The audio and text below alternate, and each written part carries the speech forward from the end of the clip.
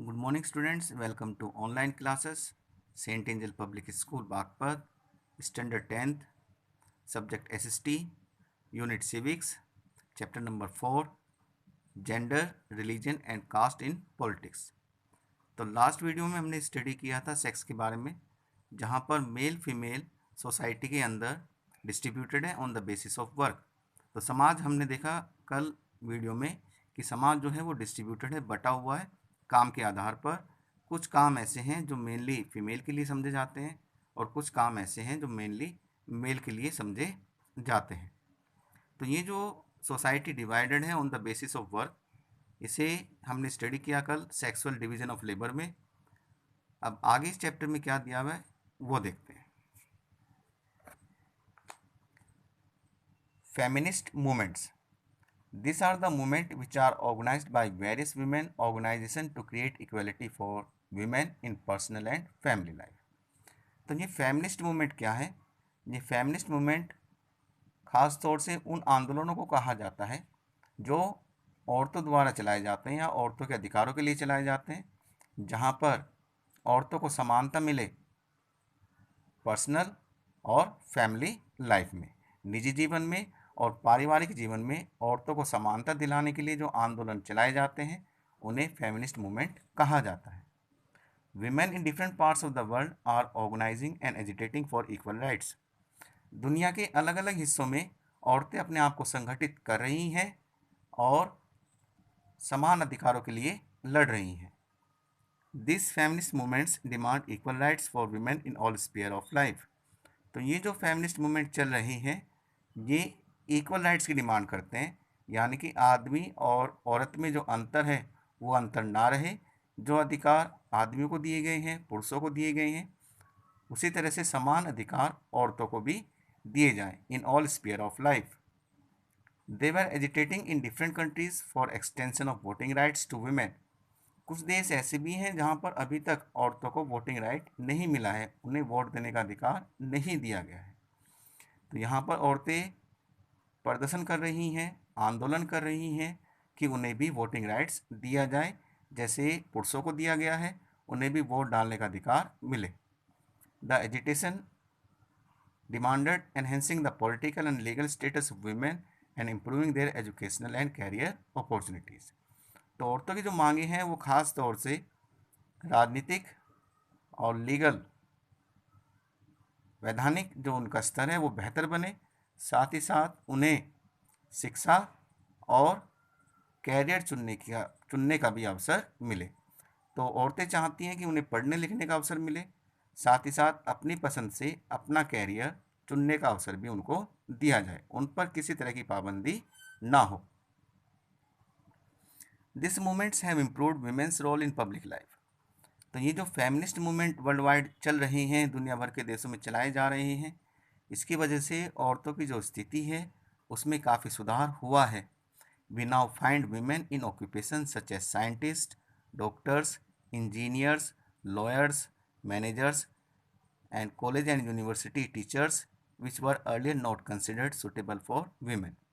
तो जो बदलाव औरतों की दशा में हमें देखने को मिला है वो ये है कि आज के दौर में औरतें ऐसे बहुत सारे क्षेत्र में आगे आ रही हैं या काम कर रही हैं जो क्षेत्र उनके लिए पहले सही नहीं समझे जाते थे। आज बड़े पैमाने पर औरतें साइंटिस्ट हैं, डॉक्टर्स हैं, इंजीनियर्स हैं, लॉयर्स हैं, मैनेजर हैं। इतना ही नहीं, कॉलेज और यूनिवर्सिटी में टीचर्स के तौर पर भी अपॉइंटेड हैं। In some parts of the world, for example in Scandinavian countries such as Sweden, Norway and Finland, the participation of women in public life is very high. दुनिया में कुछ देश ऐसे भी हैं जिन्हें स्कैंडिनेवियन कंट्रीज़ कहा जाता है, और ये जो स्कैंडिनेवियन कंट्रीज़ हैं इनमें जो देश शामिल हैं वो हैं स्वीडन, नॉर्वे और फिनलैंड। तो स्वीडन, नॉर्वे और फिनलैंड, इन तीनों देशों को कंबाइंडली स्कैंडिनेवियन कंट्रीज़ कहा जाता है। यहाँ पर औरतों की जो भागीदारी है सामाजिक जीवन में वो बहुत ज़्यादा है। But unfortunately the condition of women in India has not improved much and our is still a male dominated patriarchal society. लेकिन हमारे देश के अंदर, इंडिया के अंदर औरतों की जो स्थिति है वो ज़्यादा बेहतर नहीं है। हमारा समाज हमारा देश आज भी पुरुष प्रधान समाज है। हमारे देश में आज भी आदमियों को औरतों से ज़्यादा महत्व दिया जाता है। In India women faces disadvantages, discrimination and oppression in many way.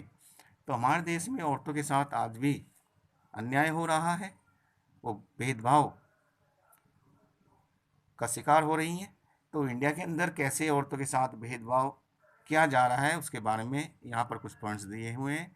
तो देखते हैं क्या क्या पॉइंट दिए हुए हैं। पॉइंट नंबर 1 है लिटरेसी रेट। तो पहले हम बात करते हैं लिटरेसी रेट की, साक्षरता दर की। The literacy rate among women is only 54% as compare to 76% among man.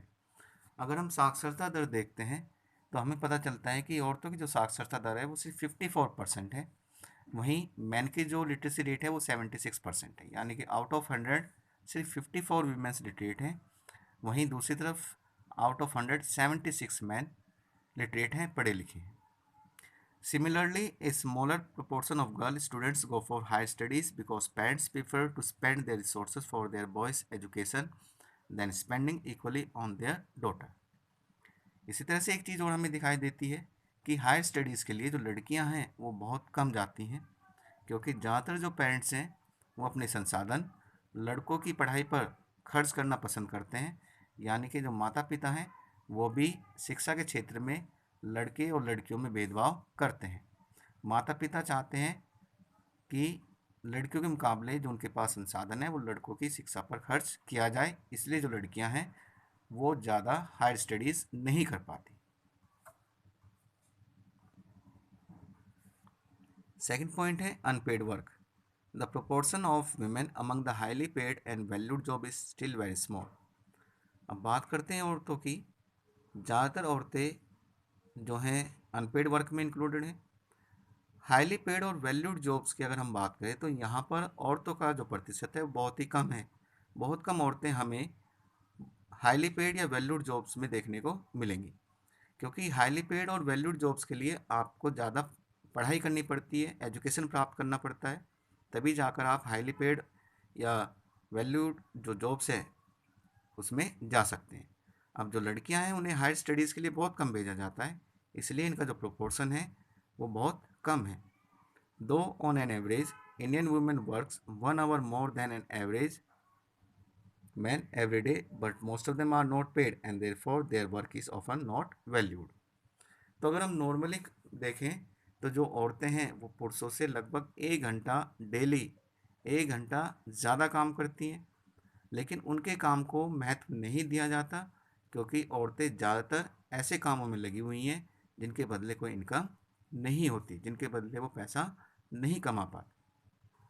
Point number 3 है sex ratio, number of female पर 1000 मेल। लिंग अनुपात 1000 में औरतों की क्या संख्या है उसे ही हम सेक्स रेशो कहते हैं। In many parts of India parents prefer to have son. अगर हम इंडिया की बात करें तो भारत में ज़्यादातर हिस्सों में जो माँ बाप हैं वो चाहते हैं कि उनके घरों में लड़का पैदा हो, वो लड़कियों के मुकाबले लड़कों को ज़्यादा पसंद करते हैं। And find ways to have the girl child aborted before she is born. इतना ही नहीं, माँ बाप पेट में पल रही लड़की को जन्म से पहले ही मार डालते हैं। This has led to decline child sex ratio. और इसी वजह से हमारे देश के अंदर जो सेक्स रेशो है उसमें कमी आई है। नंबर ऑफ गर्ल चिल्ड्रन पर 1000 boys in the country to merely 940। तो हमारे देश के अंदर जो सेक्स रेशो है वो सिर्फ 940 है, यानी कि पर 1000 इंडिया के अंदर जो विमेन है वो सिर्फ 940 हैं। Point number 4 domestic violence. Even after more than 60 years of independence, reports of various kind of harassment, exploitation and violence are common against women.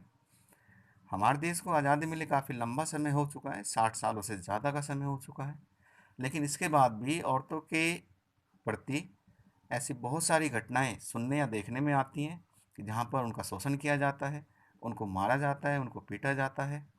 Both urban as well as rural areas have become unsafe for women. तो औरतों के लिए गांव और शहर दोनों ही असुरक्षित हो चुके हैं। ना तो औरतों को गांव में सुरक्षा मिल रही है, ना ही औरतों को शहरों में सुरक्षा मिल रही है। तो औरतों के लिए गांव में रहना भी मुश्किल भरा हो चुका है और शहरों के अंदर भी। They are not safe even within their own homes from beating and other form of domestic violence. औरतें अपने घरों के अंदर भी अब सुरक्षित नहीं रह गई हैं। अपने घरों के अंदर भी औरतों के साथ मारपीट जैसी घटनाएं होती हैं और जो घरेलू हिंसा है उनका भी सामना औरतों को करना पड़ता है। Difference in wages. In spite of equal wage act, women workers are paid less than men even when both do exactly the same work.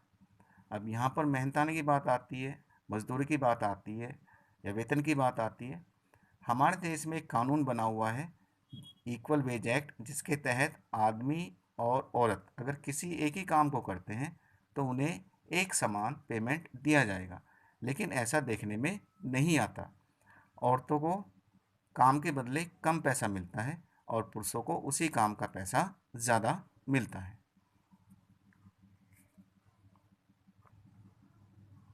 Now we will discuss some important questions related to the explained topic. Question number first, who is called a feminist? Question number two, what are feminist movement? Question number third, name the countries where the participation of women in public life is very high. Question number four, what is a patriarchal society? Question number five, what is sex ratio? We will discuss the chapter further in next online class. Till then, stay connected. Have a nice day. Thank you.